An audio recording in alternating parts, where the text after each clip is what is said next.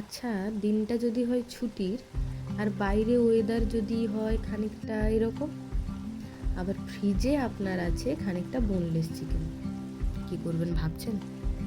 বানিয়ে ফেলুন চিকেন পকোড়া, আর সন্ধ্যের মুখ চালানোর ব্যবস্থা করে জিভটা শান্ত করে ফেলুন।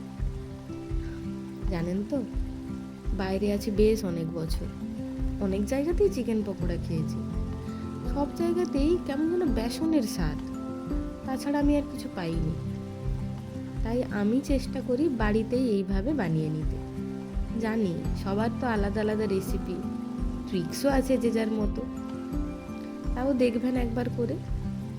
আমি যেমন অন্য কিছু হাতের কাছে না থাকলেও গোলমরিচটা স্কিপ করি না, ওটা মাস্ট। সয়া সস থাকলে অবশ্যই দেবেন, আমার ছিল না তাই স্কিপ করেছি। আমি সাধারণত আবার চিকেন পকোড়াতে পেঁয়াজ দিই না, এবারেই প্রথমবার দিয়েছি, ভালোই লেগেছে।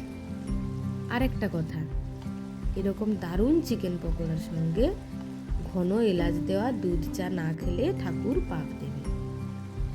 এই না হলে জীবন, খাওয়ার জন্যই তো কষ্ট করে বেঁচে থাকা, তাই না বলুন?